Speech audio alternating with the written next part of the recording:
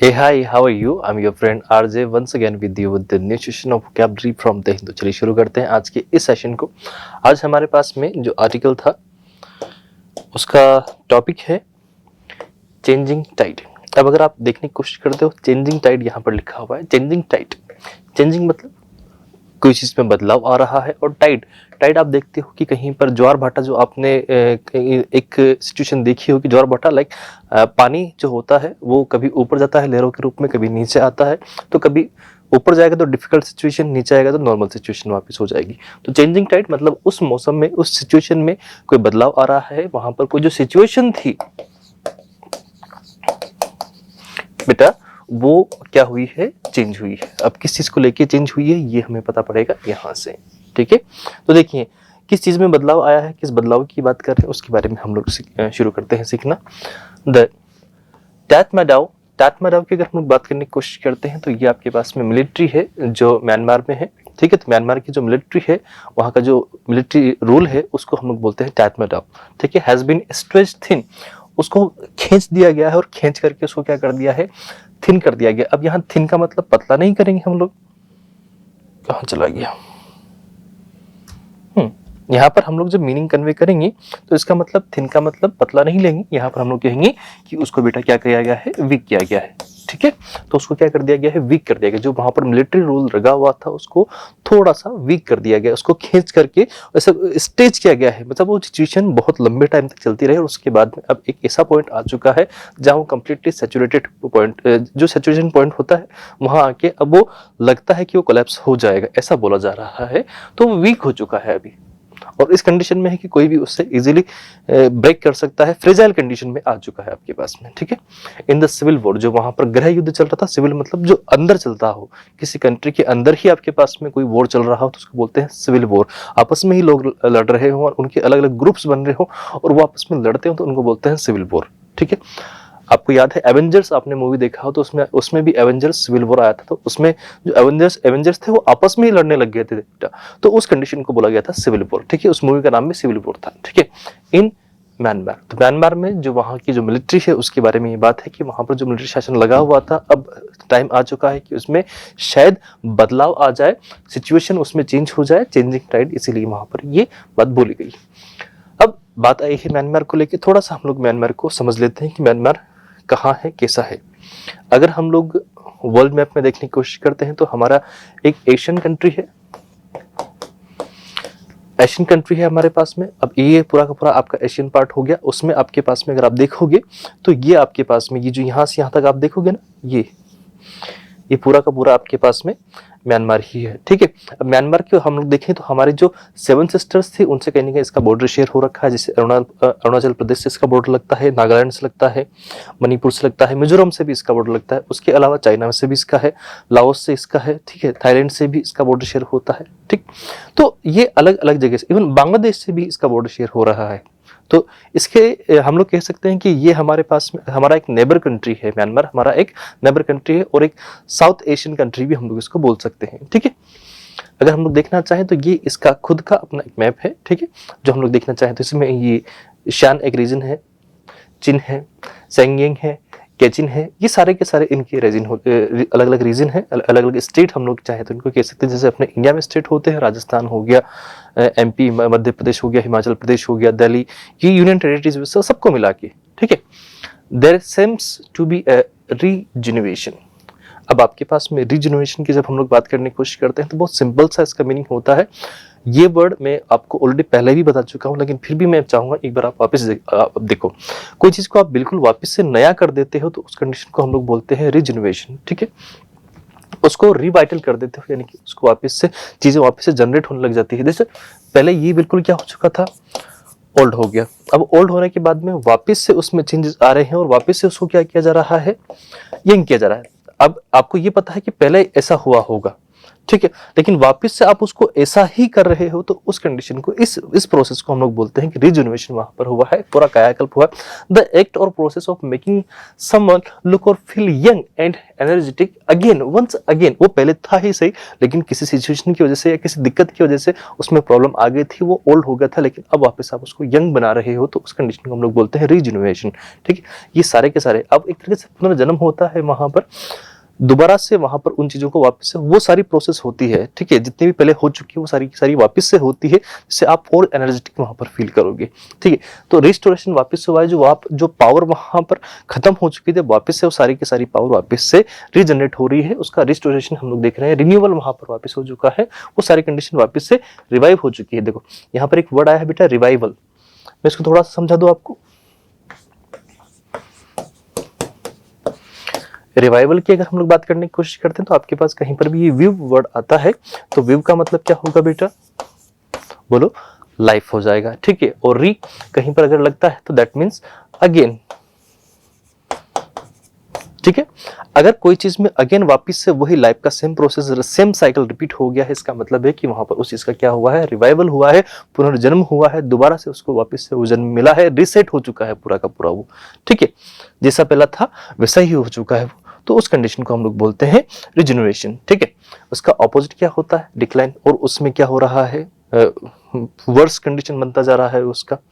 ठीक है। डिप्रेशन वहां पर हो रहा है, फैटिग वहां पर हुआ है, एग्जॉस्ट हो चुका है, कंप्लीटली खत्म हो गया है वहां पर। एक तरीके से हम लोग कह सकते हैं फाइनल में पहुंच जाता है, एंड हो जाए कोई चीज आपकी, एंड होने की बिल्कुल कंडीशन में आ जाए, तो उसको हम लोग बोलते हैं कि वो ऑपोजिट होगा किसका, रिजेनरेशन का। ठीक है। तो ये आपके पास में इसके लिए एक वर्ड था। अब चलते हैं वापस से हम लोग।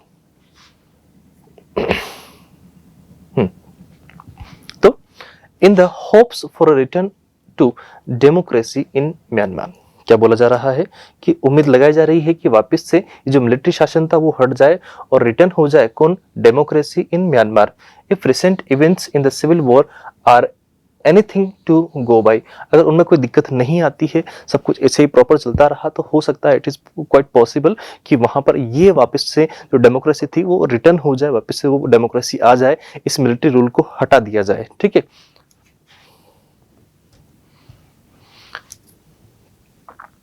द तात्मादेव, अगर हम लोग बात करने की कोशिश करते हैं, इसको क्या हो गया यार बार बार, द तात्मादेव जुंटा, उसको क्या बोलते हैं, वो जुंटा, जो मिलिट्री है वहां पर, जो फोर्सफुली,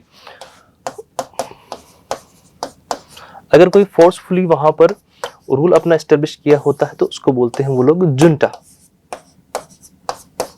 उसको क्या बोलते हैं वो, द जुंटा।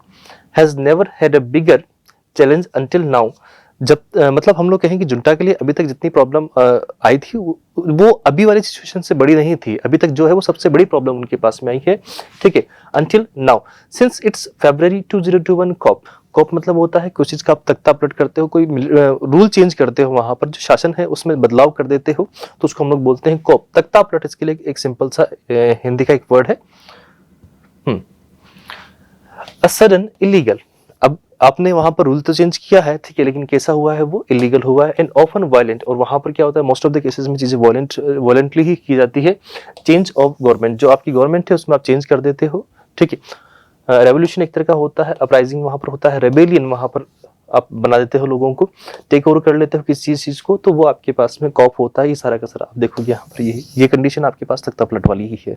ठीक है। ऑपोजिट का देखिए, आपने किसी को सपोर्ट किया है, स्टेबिलिटी रखी है, किसी के लिए आप लॉयल हो, तो वो सारी की सारी चीजें आपके पास में ऑपोजिट हो जाएगी। ठीक है बेटा।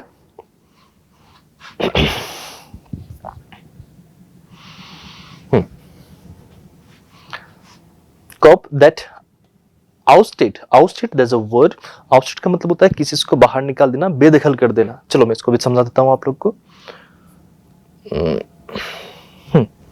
कोई चीज को आपने बेदखल किया, to force somebody out of a job और पोजीशन ऑफ पावर, किसी को कोई पावर दिया हुआ है या फिर कोई जॉब दिया हुआ है, उससे उसको हटा दिया जाए, उससे उसको एक्सपेल कर दिया जाए, रिमूव कर दिया जाए, डिपोज कर दिया जाए, डिस्प्लेस कर दिया जाए, इजेक्ट कर दिया जाए, तो उस कंडीशन को बेटा हम लोग बोलते हैं आउटस्टेट। जैसे मान लीजिए इन भाई साहब को हटा दिया जा रहा है, किसी को हटा दिया जा रहा है, तो उस कंडीशन में उनको क्या किया गया है, आउटस्टेट किया गया है। और इसका ऑपोजिट देखना चाहे तो उनको नहीं हटाया गया, वो अभी भी पद पे है, रिटेन करके रखा हुआ है, तो वो कंडीशन आपके पास ये वाली होगी। मेंटेन होगा वो वो उनकी पोजीशन उन्होंने क्या करी है, होल्ड कर रखी है, कीप कर रखी है, ठीक है, अपहेल्ड कर रखी है, प्रिजर्व कर रखी है, तो उस कंडीशन को बेटा हम लोग बोलेंगे वो आपके पास में ऑपोजिट होगा किसका, कॉप का, ठीक है।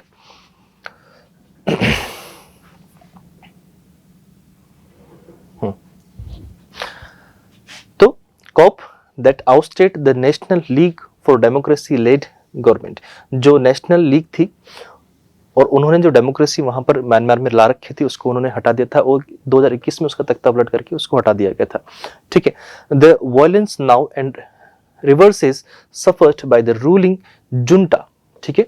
और क्या कह रहे हैं कि जो पूरा का पूरा जो शासन था वो चेंज कर दिया था जुंटा ने, और अभी जो आपके पास में लोग थे उन्होंने वहां पर उस टाइम सफर किया था, जो रिवर्स हुआ था, जो कहीं ना कहीं जो रूल चेंज हुआ था, जो गवर्नमेंट चेंज हुई थी, उसकी वजह से लोगों को सफर करना पड़ा था, उसकी वजह से दिक्कत आई थी बहुत ज्यादा, ठीक है।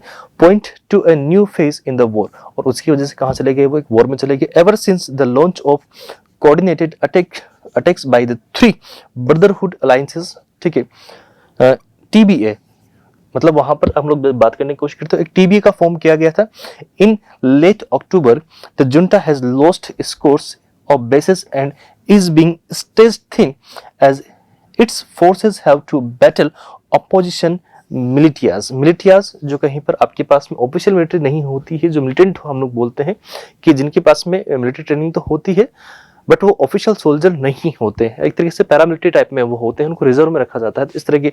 तो अब हो क्या रहा है कि जब TBA की वजह से उनकी जो जुंटा की जो आर्मी है वो तो कम होती जा रही थी, वो थिन होती गई, वीक होती गई धीरे धीरे, और अब कंडीशन ऐसी आ चुकी है कि कभी भी वो कोलैप्स कर सकती है। कौन, जुंटा, किसकी वजह से, TBA की वजह से, ठीक है।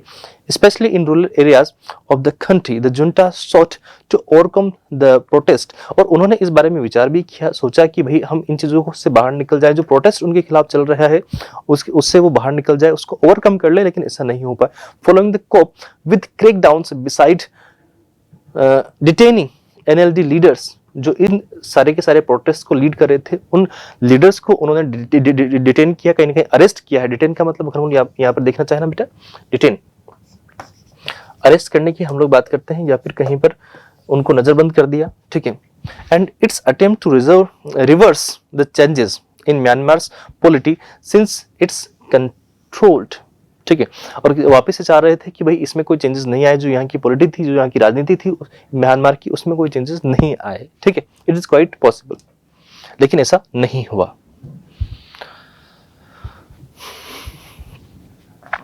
Democratization in 2010, but this has only led the NLD and its allies, which formed a national unity government. उन्होंने क्या किया, एक नेशनल यूनिटी गवर्नमेंट बनाया, जिसका उन्होंने बोला शॉर्ट में NUG, in exile, creating rebel militias called the People Defense Forces। और उन्होंने ही क्या किया, डिफेंस फोर्सेस के नाम से एक मिलिटियाज का ग्रुप बनाया, जो क्या कर रहा था, जुंटा के खिलाफ लड़ने की कोशिश कर रहा था, ठीक है।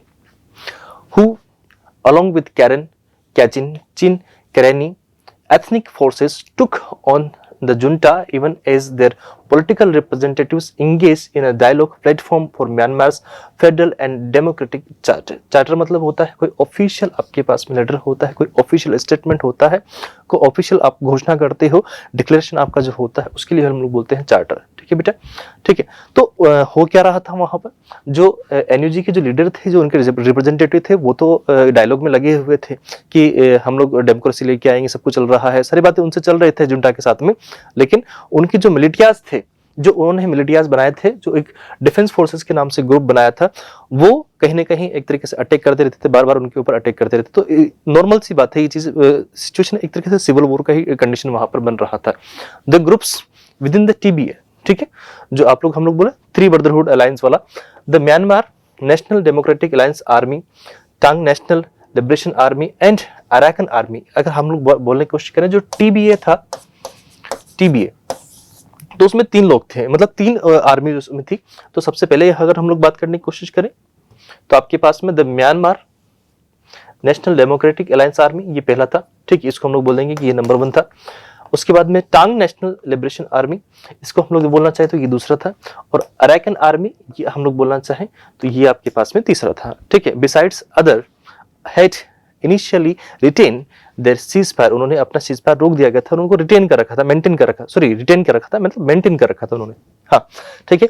Status with the junta but have now joined the civil war, और उन्होंने क्या किया, ज्वाइन कर लिया, वीकनिंग द जुंटाज होल्ड, और उसके बाद में क्या हुआ, इस तरीके से जब ये सिविल वॉर चलता रहा तो जुंटा का जो होल्ड था, जुंटा की जो कंट्रोल था वो छूटने लगा उसके हाथ से, वो वीक होता गया, ठीक है। In the northern Shane state, अब आप थोड़ा सा इसकी पोजीशन को समझने की कोशिश करना, शेन स्टेट कहां पर है, ये बर्मा का मैप है, बर्मा के मैप में आप देखोगे यहाँ पर कैचिन हो गया, सेंग्यांग आपके पास में हो गया, शेन हो गया, चिन हो गया, और मोन हो गया, ये सब यनगोन, ये आपके पास सब बड़ी बड़ी सिटीज हैं, एक तरीके से हम लोग कह सकते हैं कि सारे के सारे आपके पास ऐसे स्टेट की फॉर्म में कहीं ना कहीं काम करते थे, ठीक है।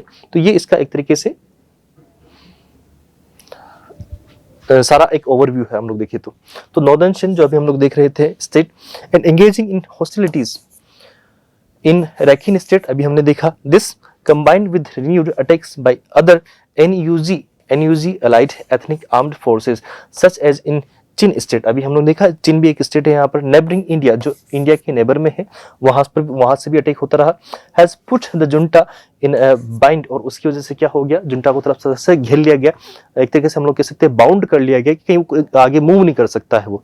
Most international actors have condemned the coup but have stopped short of arbitrarily supporting the NUG except for the European Parliament which has recognized it as the legitimate government of Myanmar। सबसे पहले सबने ये बोला कि जो इस तरीके से मिलिटिया इस तरह से जुंटा के ऊपर अटैक कर रहे हैं ये गलत है। किसके अलावा यूरोपियन पार्लियामेंट जो थी उन्होंने केवल इसको लेजिटिमेट गवर्नमेंट वहां की माना कि बस यही तो असली वहां की गवर्नमेंट है और कोई इसके अलावा है नहीं। While India has supported democratic reforms, और जो डेमोक्रेट ना बिल्कुल ठीक, जो बाकी सब अदर जो थे यूरोपियन जो पार्लियामेंट था वो सपोर्ट कर रहा था जुंटा को, लेकिन वहीं पर जो अदर सभी लोग थे वो सपोर्ट कर रहे थे किसको, ये जो टीबीए वगैरह जितनी भी आर्मीज थी इनको सपोर्ट कर रहे थे समोट, क्योंकि वो सभी चाहते थे कि वहां पर डेमोक्रेटिक रिफॉर्म्स हो जाए, वहां पर डेमोक्रेसी वापस से दोबारा से रिवाइव हो जाए वहां पर। इट हैज कोशिशली मतलब बिल्कुल सावधानी पूर्वक, ठीक है, विजिलेंट हो गए, cultivated ties with the junta as it seeks to counter China's influence in Myanmar, ठीक है, नॉर्मल सी बात है।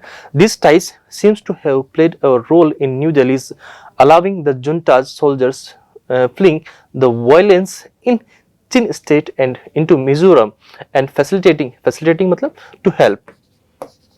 to support their return through the More border, but with the junta क्या था यहाँ पर, एक सेकेंड रिवर्टिंग मतलब वापस से उसको चेंज कर दिया गया to its tyrannical ways of bombing civilian targets. और नॉर्मल सी बात है, उन्होंने जब इस तरह की बॉम्ब सिविलियंस पे अटैक किया, बॉम्बिंग की, तो उसके बाद से ये सारी बातें और ज्यादा थोड़ी मुश्किल होती है सभी के लिए, ठीक है। देयर इज अ वर्ड ट्रिनिकल, इसका मीनिंग हम लोग चाहें तो देखेंगे, कहाँ गया ट्रिनिकल मतलब अत्याचारी, क्योंकि नॉर्मल सी बात है कि अगर आप सिविलियंस के ऊपर बॉम्बिंग कर रहे हो, उनको कहीं ना कहीं हार्म कर रहे हो, तो इसका मतलब है कि आपसे बड़ा ये क्या बोलते हैं, डेमोक्रेसी का दुश्मन और कोई हो नहीं सकता, ठीक है। यूजिंग पावर और authority over people in an unfair ये सबसे इंपॉर्टेंट चीज है, एंड क्रूअल वे, आप क्रूअल वे में कर रहे हो, ऑप्रेसिव वे है, डेस्पोटिक है वहां पर, ऑटोक्रेटिक आप एक तानाशाह की तरह काम कर रहे हो वहां पर, डिक्टेटोरियल वहां पर आप काम कर रहे हो, एक तरह से तानाशाह के रूप में आप काम कर रहे हो, आर्बिट्ररी मनमाने तरीके से आप वहां पर काम कर रहे हो, ठीक है। तो वो कंडीशन हम लोग बोल सकते हैं। ऑपोजिट हम लोग देखें, आप लोगों के लिए कैसे हो, बेनेवोलेंट हो, काइंड हो बेटा, ठीक है, फेयर हो, जस्ट हो, लिबरल हो, डेमोक्रेटिक हो, ह्यूमन हो, एटलीस्ट आप में थोड़ी ह्यूमैनिटी बची हुई, कंपैशनेट हो, लीनियंट वहां पर आप हो, तो उस कंडीशन को हम लोग बोलते हैं कि ऑपोजिट होगा ट्रेनिकल के। ट्रेनिकल मतलब कोई अत्याचारी होता है। ट्रेनिकल इट मीन्स अत्याचारी जो अपनी पावर को गलत यूज करता होगा, अनफेयरली यूज करता होगा, या फिर क्रूअल वे में यूज करेगा बेटा, ट्रेनिकल उसे हम लोग बोलेंगे।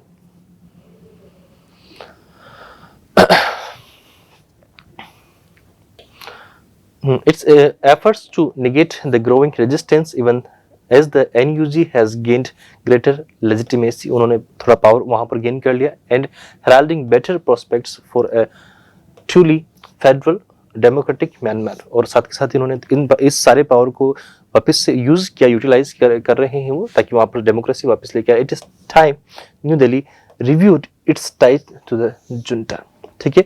और same to same new Delhi से भी अब हम लोग यही उम्मीद कर रहे हैं, यानी कि हम इंडिया से भी, न्यू दिल्ली हमारा कैपिटल है इंडिया का, तो हम लोग न्यू दिल्ली से या फिर इंडिया से भी यही चाहेंगे कि वापस से ये जो जुंटा है, इसके साथ में जो अपने टाइज जो इन्होंने बना रखे हैं उसको रखना है या फिर बिल्कुल समाप्त करना है, वो हमें देखने पड़ेंगे, ठीक है। मैं थोड़ा सा आप लोग को म्यांमार के बारे में कुछ बताना चाहूंगा, things to know about Myanmar. Myanmar also known as Burma. अब प्लीज इस बात का ध्यान रखिएगा कि जो आपका म्यांमार जिसको आप अभी बोलते हो उसका एक्चुअल नाम पहले क्या था, बर्मा था, ठीक है। और इसका एक और भी नाम है रंगून। आपने कहीं किसी जो अपने घर में बड़े बूढ़े हैं उनके मुंह से ये रंगून वर्ड सुना होगा। रंगून वर्ड बर्मा के लिए यूज होता था, यानी कि म्यांमार, ठीक है। तो एशियन कंट्री है, situated in south east part of Asia, यानी कि एक एशियन कंट्रीज है, ठीक है। Another popular name of this country is Rangoon. The official language of Myanmar is Burmese, Burma से बर्मिश हुआ है, ठीक है, लैंग्वेज है। The population of Myanmar is around 55.4 million, वहाँ के लोग बाग इतने and the area is 6,76,575 square kilometre, ये वहाँ का एरिया है। अब इस एरिया के हिसाब से अगर देखा जाए तो आपकी पॉपुलेशन बहुत कम नजर आ रही है वहाँ पर। Myanmar is a large country with a comparatively small population, बिल्कुल वहाँ की पॉपुलेशन थोड़ी सी कम है। There are many amazing facts about Myanmar that can make this country unique, बहुत अलग अलग चीजें हैं। हाँ, न्यायपीडो सिटी, न्यायपीडो यहाँ की कैपिटल है ये अभी, ठीक है बेटा, ध्यान रखिएगा इसको। Is the modern capital of Myanmar which replaced the old capital Yangon in 2006, यानी कि तो 2006 तक वहाँ की जो कैपिटल थी वो यांगोन थी, लेकिन अभी वो चेंज हो गई।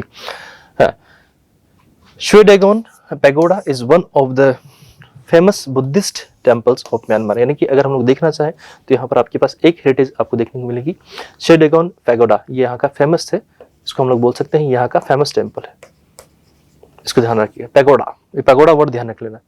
ओवरव्यू ऑफ म्यांमार थोड़ा सा देख लें हम उसको। Myanmar also known as Burma is part of South East Asia. On January 4, 1948 the nation became an independent republic as a result of the Burma Independence Act 1947। 1947 में उनका ये इंडिपेंडेंस एक्ट आया था, लेकिन इनका एक्चुअल जो इंडिपेंडेंस माना गया है वो 1948 में। ये भी कहीं ना कहीं ब्रिटेन का कॉलोनी रहे थे, इंग्लैंड ने इनको भी हमारी तरह कैप्चर कर रखा था, ठीक है। The profile of Myanmar is listed below। Continent अगर हम लोग देखना चाहें क्या हुआ, एशिया हुआ। कैपिटल सिटी अभी हम लोग मैंने आपको बताया न्यायपीडो सिटी यहाँ का है ना। इंडिपेंडेंस डे इनका सेलिब्रेट किया जाता है January 4, 1948 को, ठीक है। फ्रंट प्रेसिडेंट अगर हम लोग बात करना चाहें तो वो है नहीं, बस दिखाने के लिए है, ठीक है। मिंट सुए। प्राइम मिनिस्टर का देखें, मिन अभी यहाँ पर है, मिन ओंग लैंग यहाँ के अभी है। ऑफिशियल लैंग्वेज बर्मिश हो गया।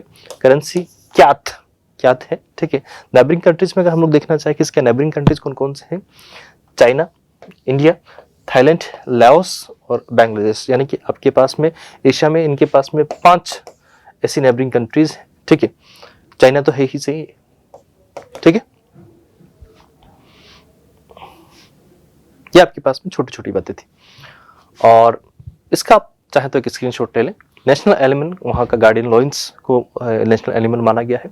नेशनल बर्ड आप चाहो तो देखो, यूपीएससी के प्रोस्पेक्ट से अगर आप चीज़ों को देखोगे तो आपके पास जीएस सेक्शन का में बहुत इंपॉर्टेंस इसकी कहीं ना कहीं रहने वाली है आप लोग के लिए, तो एक बार प्लीज चाहे तो आप इसका एक स्क्रीनशॉट ले लें, ठीक है। और नेशनल ट्री और फ्लावर में थोड़ा सा सिमिलरिटी आपको देखने को मिलेगा, कि जो पोडक ट्री है उसी के जो फ्लावर्स होते हैं, पोडक जिनको बोलते हैं, तो वही यहाँ के नेशनल फ्लावर हैं, और ट्री भी पोडक ट्री ही है। सोंगगोक यहाँ का सॉन्ग है। स्पोर्ट चिनलोन है, ठीक है। फूड मोहिंगा, ठीक है, बड़े चाव से वो लोग खाते हैं इसको, ठीक है। और पीफॉल यहाँ का नेशनल बर्ड है, ठीक है। पीफॉल कैसा दिखता है मुझे ध्यान नहीं है, पीफॉल का मैं सर्च करना चाहूँगा। कैसा दिखता है पीफॉल,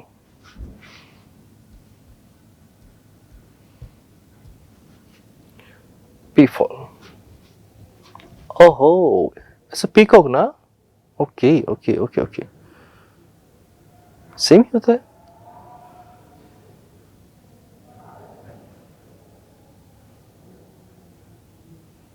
ओके ओके, अब इसको समझिएगा। देखिए देखिए, ये चीज थोड़ा सा आपको समझना चाहिए। The term peacock is commonly used to refer the birds for both sexes, like technically only males are peacock. जो हम लोग जिनको मोर बोलते हैं वही आपके पास में पीकॉक होते हैं, लेकिन पी फोल या फिर पी हेंस, ये अगर हम लोग बात करने की कोशिश करते हैं वो मोरनी होती है, ठीक है, ध्यान रखिएगा। हाँ, तो ये मेल और फीमेल वाला सिनेरियो है यहाँ पर, ठीक है। तो only males are peacocks, female are peahens, and together they are called peafowl, यानी कि उनको पी फॉल भी बोला जाता है। जो मोरनी होती है, जिसको हम लोग जेंडर स्पेसिफिक अगर करना चाहें थोड़ा सा, तो वो आपके पास में पी कॉक और पी हैन, आप चाहे तो उसको बोल सकते हैं, ठीक है। तो आपके पास में ये पी हैन है, ठीक है, जिसको वहां पर उनकी लैंग्वेज में डोंग बोला जाता है, ठीक है। वहां का जो बार्क पेस्ट है, यानी कि जो पेड़ों के ऊपर जो छाल आती है, छालों को वो उतारते हैं, उसका पेस्ट बनाते हैं, उसको अपनी स्किन पे लगाते हैं। बहुत जो वहाँ के यंगस्टर्स हैं, मोस्टली गर्ल्स जो है, उनके बीच में काफ़ी फेमस है। वो जब इसको लगाते हैं तो उनको लगता है कि इससे उनकी स्किन जो है ग्लो करेगी, शाइनिंग होगा उसमें, ठीक है। They believe that this paste makes the skin smoother and glowing, ठीक है।